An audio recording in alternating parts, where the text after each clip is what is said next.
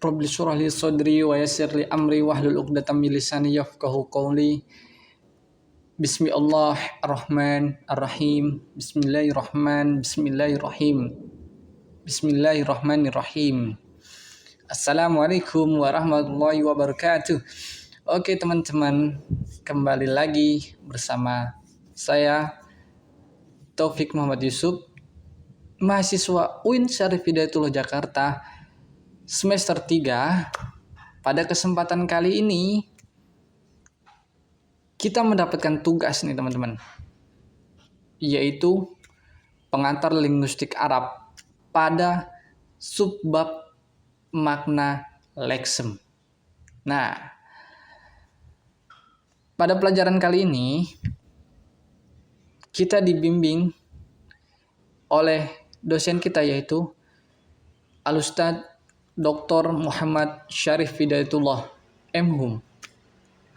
Beliaulah yang mengajarkan pada materi pengantar linguistik Arab ini.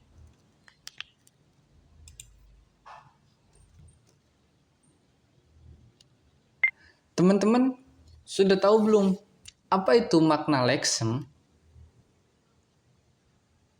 Udah ada yang tahu? Coba tulis di kolom komentar. Nah, makna leksem itu makna yang sesuai dengan referensinya dan tidak hanya memiliki satu makna, melainkan dia bisa berbagai makna. Referensinya itu sesuai dengan referensinya, kita bisa melihat merujuk pada ke kamus atau ke mu'jam dan sebagainya itu. Jadi kalau kita melihat kamus itu biasanya satu kata itu bisa berbagai makna. Itu namanya leksem. Itulah yang disebut namanya leksem ini. Leksikon. Katanya itu leksikon, disebut leksem. Nah, leksem itu ya, leksem. Tadi leksem itu atau leksikon itu kata. Nah, kata itu memiliki makna kan, memiliki makna. Kalau kita merujuk pada kamus, coba kita lihat kamus Ma'ani, kamus Mahmud Yunus, kamus Mu'jam Mufaros atau Munjid. Nah, itu pasti satu kata itu tidak hanya memiliki satu makna, tapi dia bisa 2, 3, 4, bahkan seterusnya.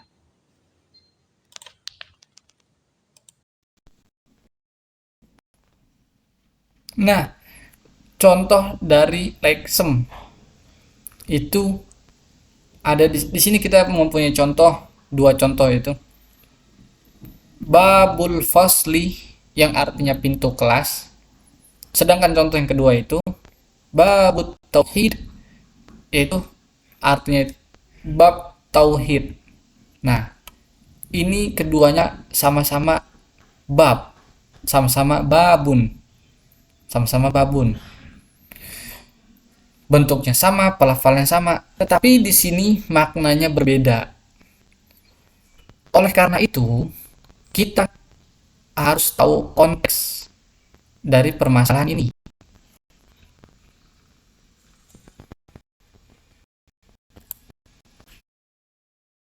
Mengapa tadi bisa terjadi perbedaan makna?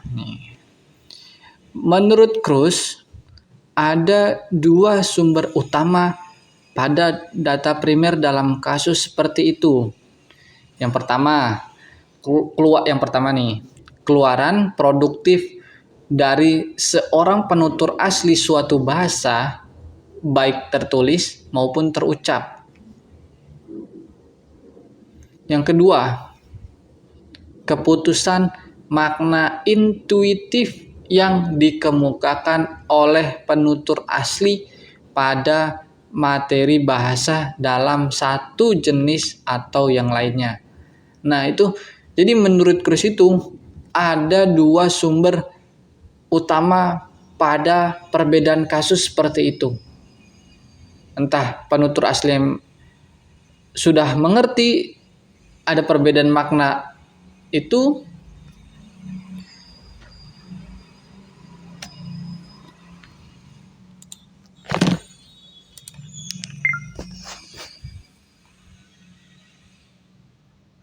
Nah, Cruz juga menyebutkan ada dua kemungkinan terjadinya perbedaan makna. Yang pertama itu bisa terjadi karena polisemi atau bisa terjadi dengan homonimi. Nah, apa sih perbedaan dari makna polisemi dan homonimi ini? Nah, homonim itu beberapa kata yang mempunyai sama bentuk dan pelafalan, tapi maknanya itu berbeda. Ya, jadi bentuknya sama, pelafalannya sama, tapi makna itu berbeda. Berbeda di sini itu tidak dalam satu medan makna. Ya, sudah jauh dari apa ya? Um, Tidak satu lingkup lah, satu medan makna, tidak satu lingkup dia, tidak satu lingkup. Nah, sedangkan kalau polisemi ini beberapa kata yang mempunyai sama bentuk dan pelafalan, tapi maknanya masih ada hubungan, masih berhubungan gitu ya, masih dalam satu medan makna.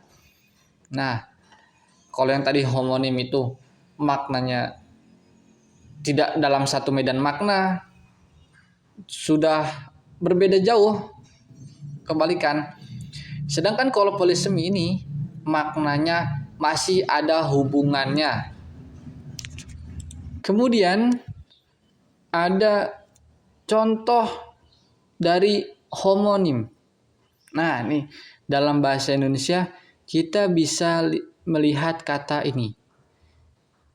Kata bisa. Bisa ya. Kata bisa dalam bahasa Indonesia. Bisa di sini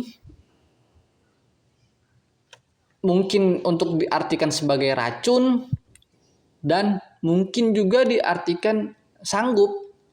Sanggup kita bisa gitu. Bisa mampu melakukan itu, sanggup itu. Atau racun. Racun ini bisanya ular berbisa. Nah, itu. Ular itu berbisa.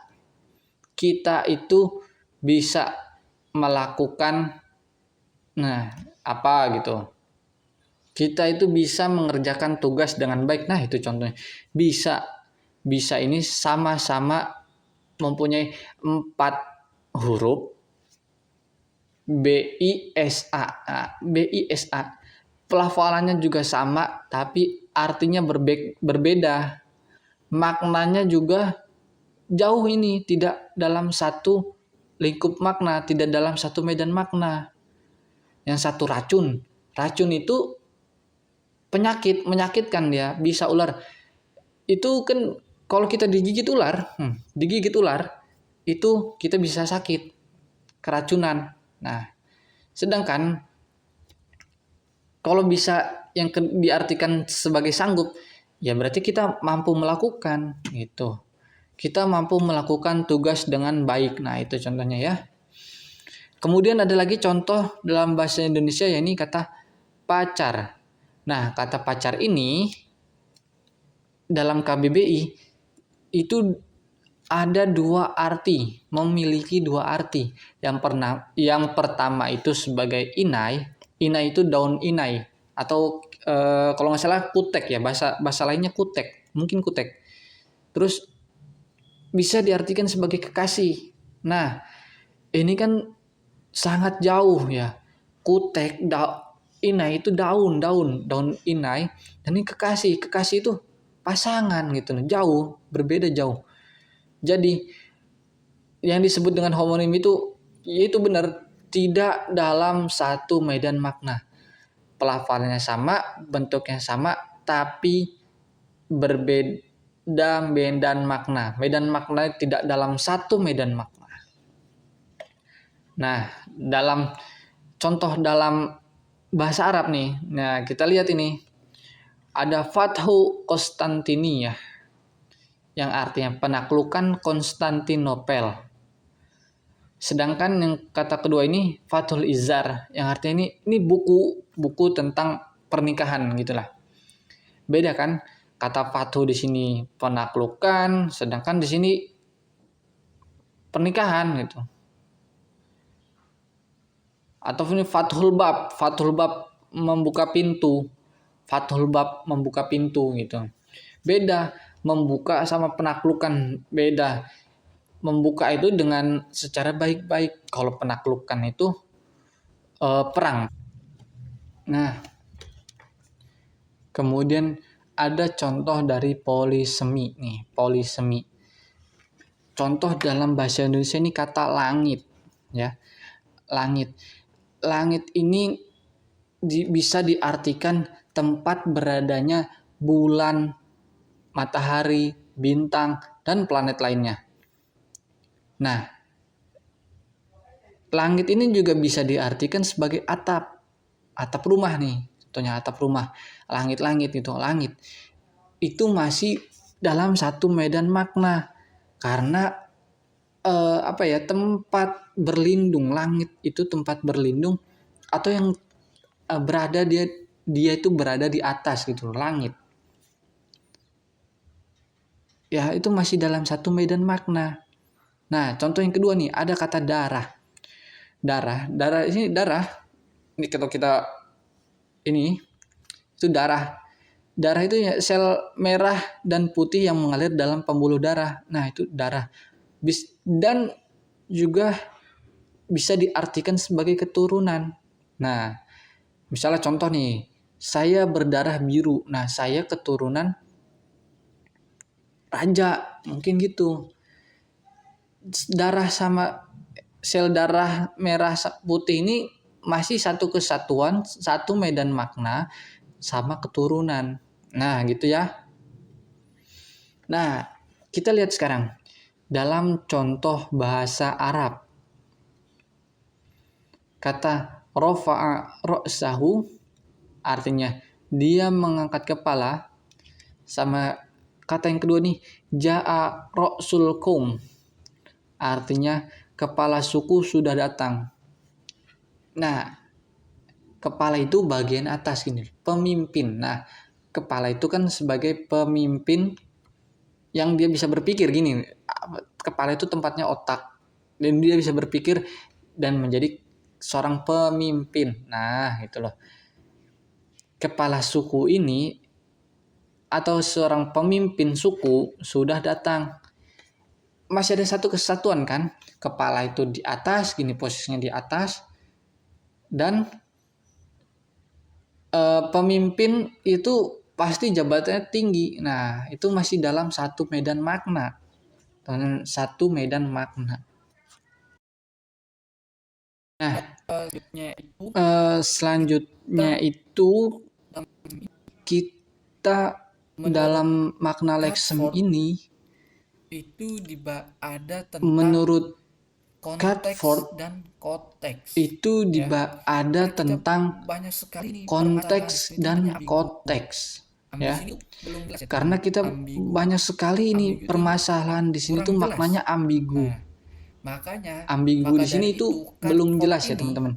Ambigu itu ini kurang jelas. Nah, maka dari itu Catford ini menjelaskan tentang konteks dan konteks.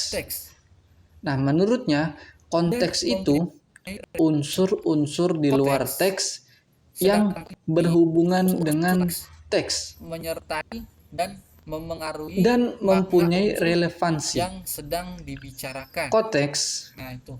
Sedangkan konteks ini unsur-unsur dalam teks yang menyertai dan memengaruhi makna unsur yang sedang dibicarakan. Nah, itu perbedaan konteks dan konteks untuk memecah belah yang namanya makna ambigu ini. Mungkin teman-teman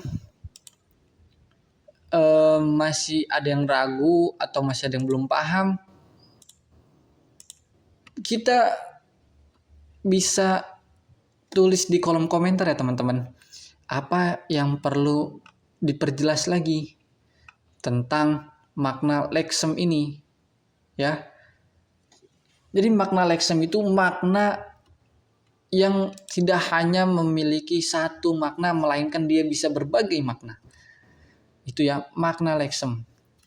Leksem itu kata, leksikon, bahan baku. Nah, itu leksem itu.